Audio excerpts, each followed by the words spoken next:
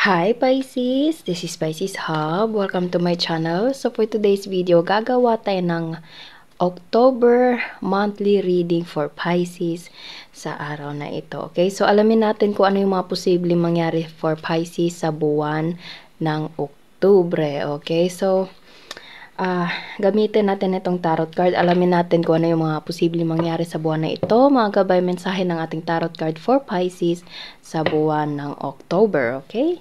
So, reminder lang po na ito ay general reading Pisces. So, pwede pong mag-resonate sa'yo. Pwede pong hindi. And, again, this is a timeless reading sa buwan ng Oktubre. Pwede po ito mangyari sa kahit anong araw man sa buwan na ito, okay? And welcome po ang lahat ng gender, babae, lalaki, LGBT, o pwede po sa lahat po, okay? Masculine or feminine, take nyo lang kung kanino mag-resonate, okay? So, ano po yung mga posibleng mangyari for Pisces sa buwan na ito, sa buwan ng Oktubre? Ano yung mga posibleng mangyari for Pisces for the month of October? Commitment, interaction, conversation, meeting, okay, special events. Ano po ito? Pwede ito sa financial, Pisces. Pwedeng dalawa kayo and meron kayong kakausapin, or pwedeng grupo kayo. Pwedeng tatlong tao or more. Okay, ano po ito? The Chariot. There's something na traveling. It's like parang conversation, meeting, pag-uusap-usap, and meron na itong connection sa pag-travel. Alam mo, nung nakaraang reading natin, Pisces, meron din connection sa travel, okay? Kaya ako nasabing travel kasi the Chariot is like a travel card, okay? It's like parang journey card. Para kasi itong para siyang transportation. So, pwede po ito sa lahat, sa kahit anong transportasyon man iyon, okay? Basta merong something na pag-uusap-usap, pwede meron kayong plano ng mga kaibigan mo, ng family mo, Pisces, or you're dealing with someone na specific person mo, and meron connection sa travel, okay? I don't know kung ano ito, pwede sa financial, trabaho, love, trip, vacation, okay? Pwede po yun sa lahat. And there's a king of wands. Pwedeng pupunta kayo sa somewhere na nature, kasi si King of Wands kasi is a nature lover, okay? Okay, so marami siya, pero kunin natin to si Page of Wands. Pwede ikaw si King of Wands, Pisces, or you're dealing with someone na King of Wands, na eto yung someone na, kumbaga, pag gusto, andun yung eagerness, andun yung kagustuhan, andun yung parang planning, okay? Kasi nakikita nyo, si King of Wands na nandito, ito yung hawak niya, nakikita nyo yan, Ito yung stick, okay? So, this stick right here is like a planning. It's like something na long term, okay? Meron kayong kakausapin, ikaw to, okay? Or someone na you're dealing with this person na merong plano and merong connection sa pag-travel, sa paglakad, I don't know, sa trip, okay? Journey, okay? Na meron siyang mahabang plano, kumbaga, long-term na communication, connection, planning, parang ganun po. Okay? And isa ka dun, kasama ka nito. It's either kayong dalawa, kayong tatlo yung magta-travel, or kayo kung sino man itong kasama mo, or itong taong to is magta-travel towards you. Pwede ito ay merong plano sa buwan ng October, okay? Pwede pa mapapag-usapan nyo na to about this planning right here, kasi nakikita nyo si King of Wands kasi is meron siyang hawak. Ito yun, nakatingin siya dito, okay? So, there's something na planning, okay? To travel. Yun yung nandito, Pisces. Okay? And the Devil. There's something na obsession. Okay? This person is full of physical attraction towards you. It's like parang obsession, Pisces. Okay? Or pwedeng kayong dalawa. Okay? Kasi nakikita nyo, ito kasi is something like, hindi siya mabigat na something na energy. Kasi nasundan niya yung King of Wands and Page of Wands, which is full of attraction, full of parang heat. Alam mo yun, yung mainit, Parang ganun. And nakikita nyo, meron siyang apoy dito. So, this person or you is parang gusto nyo tong gawin. Andun yung eagerness. Andun yung parang gusto, gagawin ko talaga to. Parang ganun, okay? Parang naririnig ko yung word na gusto ka talagang makita ng taong to. And yung plano niya to is parang gagawin niya. Andun na yung mahabang pagpaplano and punong-puno ng passion, punong-puno ng, oh, you have someone na obsessed with you. Okay? Or kung hindi naman to obsession, it's something like parang, parang kung travel man ito, Pisces, sa connection sa trabaho, sa career, sa taong dinidil niyo po, okay? It's either ikaw yung magta-travel, kayo yung magta-travel, or siya yung magta-travel. Planado to, nakalatag na lahat, okay? Alam mo yun, step by step na lahat. And etong the devil na nandito is something like parang andun yung, yun nga, naririnig ko yung obsession talaga, Pisces. Pasensya na sa background noises po, okay? So, wow. Naririnig ko yung word na hawak mo yung leeg nitong taong to, Pisces, okay? Kasi nakikita nyo yung, ayan, no? Yung may kadena sila, okay? So, it's something like parang, oh, sige nga. Ano pa? Ano pa po yung message niyo po for Pisces sa araw na ito? Pwede nyo dealing with the Capricorn, Cancer, gusto mong mag-flip ng dalawang to. Okay? Earth sign, Taurus, Virgo, Capricorn, and air sign, fire sign, Aries, Leo, Sagittarius. Pwede ding air sign, Pisces, kasi nabanggit ko siya. Gemini, Libra, Aquarius. And, oh, this is you, Pisces. This is you. It's either kahit feminine yun nandito, pwede din po to sa sa masculine po, okay? So, you will give or you will receive something from this person, or pwedeng pareho kayo. Kasi nakikita nyo, parang pwede meron tatlong tao, Pisces, okay? Kasi meron tayo ditong tatlong tao dito, tapos itong si the devil, tatlong tao din, and meron tayo ditong tatlong tao, okay? So, pwede nyo choosing between these two people, Pisces, and meron kang pagpipilian kung sino yung bibigyan mo ng coin, or ikaw yung isa sa mapipili, or ikaw yung mapipili, pwede pong ganon, okay? Kahit ano man ito, meron kang matatanggap, meron kang something na benefit sa sitwasyon na ito, and parang nakikita niya yung worth mo, nakikita mo yung worth niya, okay? Or kung sa trabaho man ito, it is something like merong financial help, it's like emotional upgrade, Pisces. Okay, hindi man siya ganun kalakihan, pero malaki yung impact to para sa iyo, Pisces. Malaki yung impact para sa buhay mo, okay? Or sa buhay ng taong to. Kung ano man yung, it's either ikaw yung magbibigay or ikaw yung makakatanggap, malaki yung impact, okay, sa buhay. And mararamdaman mo yung genuine kasi meron tayo ditong yung scale, pantay, okay? And meron tayo ditong emotion, Queen of Cups, full of emotion, okay?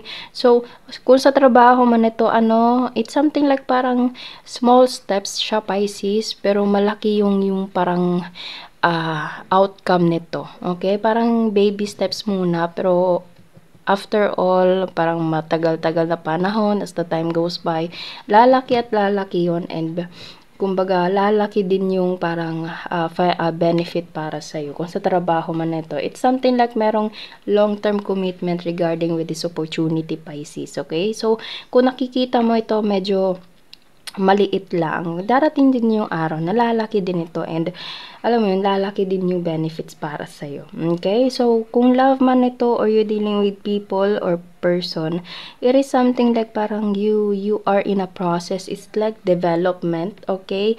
So, kahit sino, ikaw, siya, sila, yung magta-travel, yung travel na ito is gustong-gusto talaga. Andun yung parang passion, andun yung eagerness na mag-travel, okay? And as I said kanina, there is something na obsession to this person, and merong magbibigay, meron ding makakatanggap, okay? Pwedeng tatlong tao kayo, Pisces. Okay, kasi meron tayo ditong tatlong tao. Okay, pero kung you're dealing with person na nagdi-deal din siya sa ibang tao, merong Meron siyang pagpipilian, pero ikaw yung pipiliin niya, Pisces, okay? Or, kung ikaw man tong mamimili, Pisces, meron kang isa sa kanila, merong isa dito na pipiliin mo. Okay? So, take nyo lang po kung saan mag-resonate sa buwan na ito. Medyo marami-rami yung posibleng mangyari. Merong possible na, Ace of Pentacles, Pisces. Ayan. Yan. Okay, etong pagbibigay na ito yun. As I said kanina, feel mo parang maliit lang siya, medyo hindi siya ganun, parang maliit na bagay, kumbaga, pero darating yung araw, Pisces, lalaki din siya. Lalaki din yung opportunity, lalaki din yung advantage for you, Pisces. Kahit ano man ito, okay? Or, yun nga, parang kung sa trabaho man ito, or something like opportunity sa ibang lugar na kailangan mag-travel, pwede pong ganon, okay? Small steps, pero it leads to a bigger changes in your life, Pisces, okay? Kung love man ito, or something like you're dealing with a person, this is someone na it's either ikaw yung pipiliin or pipiliin mo itong taong to. Okay? And yung pagpipili na ito is merong connection sa Ace of Pentacles. It's something like parang long term, malaki, major, ganun. Kumbaga, seryosong usapan, Pisces. Ganun yung naano ko dito. Okay? Major siya, major situation for you and for this person. Okay? So, ano pa po? Yung posibleng mangyari for Pisces sa buwan na ito, for the month of October. Oh, wow! Wow! So, merong posibilidad, Pisces, na magkakaroon ng kasalan. Okay? Wow! Bottom of the deck. 10 of Pentacles, Pisces. Wow! Kung you're dealing with someone, Pisces, na natin na konektado to sa love, this person is andun yung kagustuhan niyang mapuntahan ka, o ikaw gusto mong puntahan nitong taong to, kung love man ito, and meron siyang ibibigay, or ikaw yung pipiliin, or ikaw yung mamimili, pwede pong ganon. And kung ano man yung pagpipili na iyon, merong Ace of Pentacles that leads to happy marriage. Okay, happiness and long-term commitment. Ito yun. Sinabi ko kanina, mahaba-habang plano to, Pisces. Major, malaki, okay? Kasi, Ace of Pentacles, 4 of Wands, 10 of Pentacles. Ito kasi is like a generational wealth. Okay, long-term commitment, long-term partnership, okay? And galing dito sa kasalan, magkakabuo or makakabuo ng pamilya. Ganun siya, ganun. Ganun ka major yung sitwasyon na ito. So, pwedeng meron kayong pag-uusapan to this person about your plan. Pwede meron nitong connection sa kasal, okay? Na merong connection din sa travel, na merong pagbibigay, proposal, and this person plans everything, or you or both of you plans for everything, Pisces, and meron ng yung sinabi ko kanina, parang hawak sa leeg, or kung hindi naman parang nakatali, okay? Nakatali kayo, which is kasal. Pwede pong ganun, okay? So, this October is merong major situation na mahabang commitment, long-term commitment. Wow. Kung love man ito, Pisces, I'm so happy for you for this situation right here. Pero kung trabaho man ito, this is something like big opportunity, big offer for you, na feeling mo parang sa una siguro medyo maliit, parang wala lang, yan, mga ganun. Pero darating at darating din, Pisces, lalakit siya at magkakaroon ng mahabang commitment, partnership, pwedeng ma-regular ka pa doon, okay? Or kung negosyo man ito, makakabuo ka ng parang malaking company or business na alam mo yon, hindi lang ikaw yung magbe-benefit kundi pamilya mo, and there's a celebration in it, okay? So, kung ano man ito, mapa-love, mapa-opportunity, trabaho, or kung ano man, lahat ng ito ay hahantong sa Ace of Pentacles papunta sa 4 of Wands and 10 of Pentacles, Pisces, okay? So, kahit anong sitwasyon niyo nandito, congratulations. Ang ganda ng cards na lumalabas ng sa buwan na ito, Pisces. Wow. Congratulations. Wala ni katiting na hindi kagandahan. Lahat dito is like advantage for you. And long term siya. Okay? So, kuha tayo ng mga initials, random words, kung sino or ano po yung mga konektado for Pisces para sa, buwan na ito. May nahulog na dito, Pisces. Meron tayo ditong mabait.